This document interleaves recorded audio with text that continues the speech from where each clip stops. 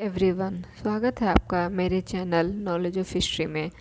तो अगर आप किसी भी एग्ज़ाम की तैयारी करते हैं, चाहे वो यूपीपीसीएस हो, टीजीटी पीजीटी हो या फिर यूजीसी नेट हो, ठीक है, तो ये वीडियो आपके लिए बहुत ही महत्वपूर्ण होने वाली है। ठीक, और अगर वीडियो अच्छी लगी हो तो चैनल को सब्सक्राइब कर ले और बेल आइकन को भी दबा ले, जिससे मेरी आने वाली सभी वीडियो आपको सबसे पहले मिले। तो आज स्टार्ट करते हैं तुगलक वंश का पार्ट 2। ठीक, पार्ट 1 कल हम लोगों ने देखा था, तो आज पढ़ते हैं पार्ट 2। उसके बाद हम इस पे एमसीक्यू क्वेश्चन लगाएंगे। ठीक है, तो क्या है, दिल्ली के सुल्तानों में मोहम्मद बिन तुगलक प्रथम सुल्तान था। ठीक है, क्या कह रहा है, जो हिंदुओं के त्योहारों मुख्यतः होली में भाग लेता था। ठीक है, वो था मुस्लिम, लेकिन वह हिंदू के त्यौहार मुख्यतः होली में भाग लेता था। उसने गैर तुर्कों और भारतीय मुसलमानों को भी सरकारी पदों पर नियुक्त किया। क्या किया था,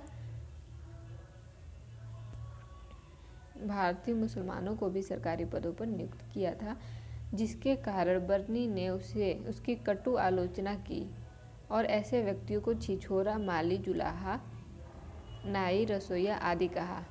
ठीक, 20 मार्च 1351 को मोहम्मद बिन तुगलक की मृत्यु हो गई। उसके निधन पर बदायूनी ने लिखा, सुल्तान को उसकी प्रजा को अपने सुल्तान से मुक्ति मिल गई। ठीक, ये लिखा क्योंकि मुस्लिम था, तो हो सकता है लोगों को प्रॉब्लम हो कि क्यों हिंदू त्यौहार मना रहा है या फिर जो भी है। ठीक है, तो उसके मरने पे बदायूनी ने लिखा था कि सुल्तान को उसकी प्रजा से और प्रजा को अपने सुल्तान से मुक्ति मिल गई। ठीक है, क्योंकि इसके शासनकाल में शायद खुश नहीं थे, तभी उसने ये बात कही थी।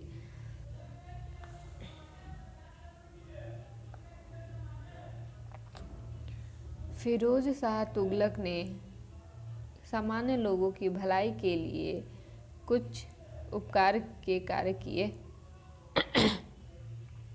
नियुक्ति के लिए एक दफ्तर, रोजगार दफ्तर जिसको कहा जाता है, खोलकर तथा प्रत्येक मनुष्य के गुण एवं योग्यता की पूरी जांच पड़ताल के बाद यथासंभव अधिक से अधिक लोगों को नियुक्त करके उसने बेगारी मीन्स बेरोजगारी की समस्या को हल करने का प्रयास किया। ठीक है, फिरोज शाह तुगलक संतों एवं धार्मिक व्यक्तियों को जागीर एवं संपत्ति दान करता था। ठीक है, मोहम्मद बिन तुगलक की जब मृत्यु हो जाती है तो उसके बाद कौन आता है, गद्दी पे बैठता है फिरोज शाह तुगलक। ठीक है, वो कि देखने से ही लग रहा है कि बहुत अच्छा इंसान था। ठीक, उसने एक विभाग दीवान एक हैरात स्थापित किया, जो गरीब मुसलमानों, अनाथ स्त्रियों एवं विधवाओं को आर्थिक सहायता देता था। ठीक है, निर्धन मुसलमान लड़कियों के विवाह की व्यवस्था करता था तथा राज्य के खर्च पर हज की व्यवस्था करने वाला पहला भारतीय शासक फिरोज तुगलक था। ठीक है, क्वेश्चन में ये आता है कि हज के लिए जो खर्च दिया जाता था वो किस राजा ने या फिर किसने स्टार्ट किया था। ठीक, आपको 4 ऑप्शन दे देगा, उसमें से आपको बताना होगा। तो यहाँ पे क्या टिक कर देंगे तुरंत, फिरोज शाह तुगलक। ठीक है, इसने बहुत अच्छे काम किए और ये किसके थ्रू किया था, दीवान एक हैरात। किसके थ्रू किया था, ये दीवान एक हैरात स्थापित किया था, जिसके उसमें कहा कि गरीब लड़कियों के विवाह के लिए अनाथ स्त्रियों, विधवाओं को आर्थिक सहायता देने के और निर्धन मुसलमान लड़कियों को विवाह के लिए ये व्यवस्था की थी उसने। ठीक, उसने दारुल सफ़ा नामक एक खैराती अस्पताल की स्थापना भी की और उसमें कुशल हकीम रखे। फिरोज शाह तुगलक को दासों का बहुत शौक था। ठीक, फिरोज शाह तुगलक को दास रखने का बहुत ही ज़्यादा शौक था। उसके दासों की संख्या संभवतः 1,80,000 तक पहुंच गई थी। अरे बाप रे, दासों की संख्या कितनी थी? 1,80,000 तक पहुंच गई थी। ये तो कुछ ज़्यादा ही हो गया है। उनकी देखभाल के लिए एक पृथक विभाग दीवान ए बंदगान का गठन किया गया।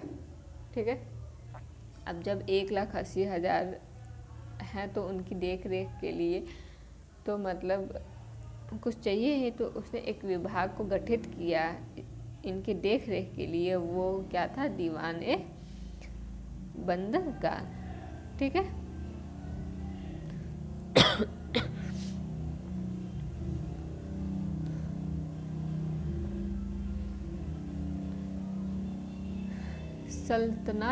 सल्तनत काल में सर्वप्रथम फिरोज शाह तुगलक ने ही लोक निर्माण विभाग की स्थापना की।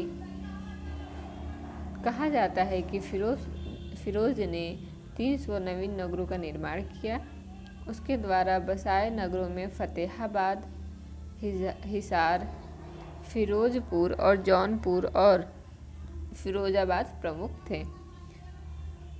फरिश्ता के अनुसार फिरोज ने 40 मस्जिदें, 30 विद्यालय, 20 महल, 100 सराय, 200 नगर, 100 अस्पताल, 5 मकबरे, 100 सार्वजनिक स्नानगृह, 10 स्तंभ और 150 पुलों का निर्माण कराया था।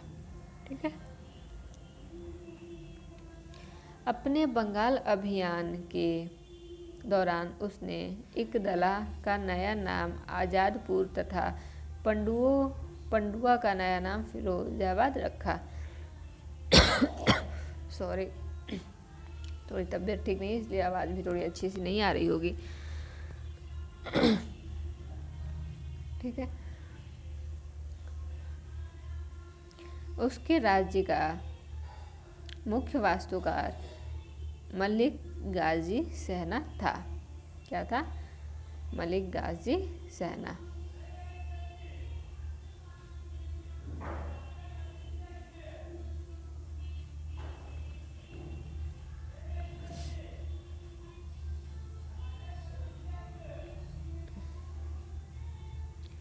प्रत्येक भवन की योजना को उसके व्यय अनुमान के साथ दीवान ए विजारत के सम्मुख रखा जाता था, तभी उस पर धन स्वीकार किया जा सकता था। फिरोज तुगलक का शासनकाल भारत में नहरों के सबसे बड़े जाल का निर्माण करने के कारण प्रसिद्ध है। सिंचाई की सुविधा के लिए उसने 5 बड़ी नहरों का निर्माण कराया था। ठीक है, सिंचाई के लिए नहर का निर्माण इसने कराया था और इसका किस में नाम है? भारत में नहरों के सबसे बड़े जाल का निर्माण करने के लिए इसका क्या नाम है? प्रसिद्ध है। ठीक है, आगे देखते हैं। प्रथम नहर 150 मील लंबी थी, जो यमुना नदी के तट पर यमुना नदी का पानी हिसार तक ले जाती थी। ठीक है, दूसरी 96 मील लंबी थी, जो सतलज से घाघरा तक जाती थी। तीसरी सिरमौर की पहाड़ियों से निकलकर हांसी तक जाती थी। चौथी घाघरा से फिरोजाबाद तक की थी तथा 5वां यमुना नदी से फिरोजाबाद तक की थी। फिरोज शाह तुगलक ने सिंचाई और यात्रियों की सुविधा के लिए 150 कुएं भी खुदवाए। फरिश्ता के अनुसार फिरोज ने सुविधा के लिए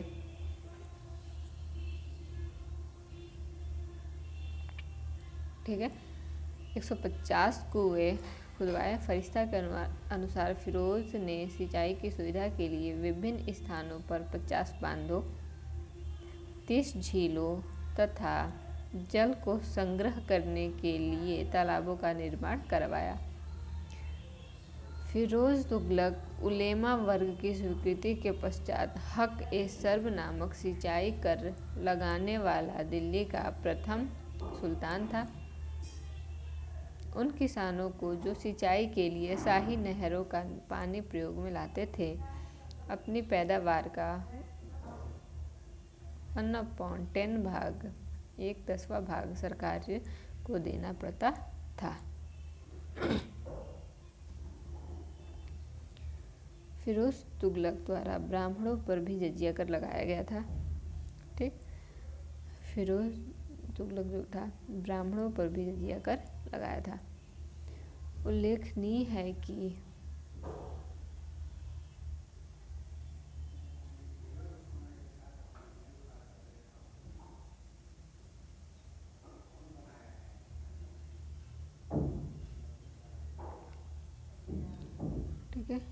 उल्लेखनीय है कि उस समय तक ब्राह्मण इस कर से मुक्त रखे गए थे। फिरोज शाह तुगलक ने बागवानी में अपनी अभिरुचि के कारण दिल्ली के निकट 1200 नए फलों के बाग लगाए। उसने अपने बागों में फलों की गुणवत्ता सुधारने के भी उपाय किए। 1200 फलों के भी पेड़ लगवाए थे उसने, ये बहुत अच्छी बात थी उस टाइम के लिए। फिरोज शाह तुगलक द्वारा अशोक के 2 स्तंभों को मेरठ एवं टोपरा, अब अम्बाला जिले में हो गया ये, से दिल्ली लाया गया। टोपरा वाले स्तंभ को महल तथा फिरोजाबाद की मस्जिद के निकट पुनः स्थापित कराया गया। ठीक है, मेरठ वाले स्तंभ को दिल्ली के वर्तमान बाड़ा हिंदू राव अस्पताल के निकट एक टीले कसके शिकार या आखेट स्थान के पास पुनः स्थापित कराया गया। दिल्ली के सुल्तान फिरोज तुगलक ने इस उद्देश्य से एक अनुवाद, ठीक है, एक अनुवाद विभाग की स्थापना की थी कि उससे हिंदू एवं मुस्लिम दोनों संप्रदायों के लोगों में एक दूसरे के विचारों की समझ बेहतर हो सके। उसने कुछ संस्कृत ग्रंथों का फारसी में अनुवाद भी करवाया। ठीक है, क्या करवाया था? संस्कृत ग्रंथों का फारसी में अनुवाद करवाया था। तो क्यों करवाया था आप लोग समझ ही सकते हैं। ठीक है, उसके बाद आते हैं हमारे नासिरुद्दीन महमूद। ठीक, इनका शासनकाल था 1394 ईस्वी से 1412 ईस्वी तक। तुगलक वंश का अंतिम शासक है ये। ठीक, इसके शासनकाल में ख्वाजा जहां ने जौनपुर के स्वतंत्र राज्य की स्थापना की। पंजाब का सूबेदार खिज्र खान स्वतंत्र होकर दिल्ली को प्राप्त करने के लिए प्रयत्न करने लगा। फिरोज के एक अन्य पुत्र नुसरत शाह ने नासिरुद्दीन को चुनौती दी। फलस्वरूप तुगलक वंश को 2 भागों में विभाजित हो गया और दोनों शासकों ने एक ही साथ दिल्ली के छोटे से राज्य पर शासन किया।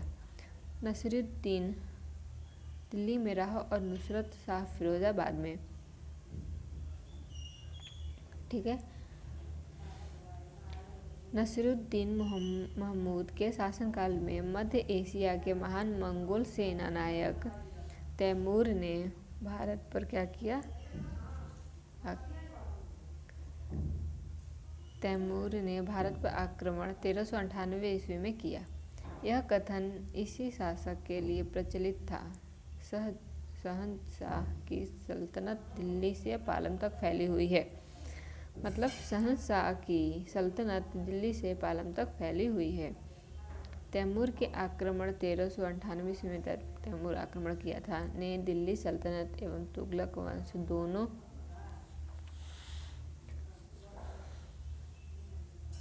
ठीक है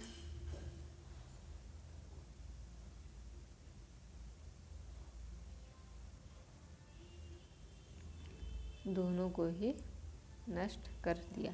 1412 ईस्वी में नासिरुद्दीन महमूद की मृत्यु के साथ ही तुगलक वंश का अंत हो जाता है। 1413 ईस्वी में सरदारों ने दौलत खां को दिल्ली का सुल्तान चुना, परंतु उसे खिज्र खान ने पराजित कर दिया। वह तैमूर द्वारा नियुक्त लाहौर का सूबेदार था। तैमूर के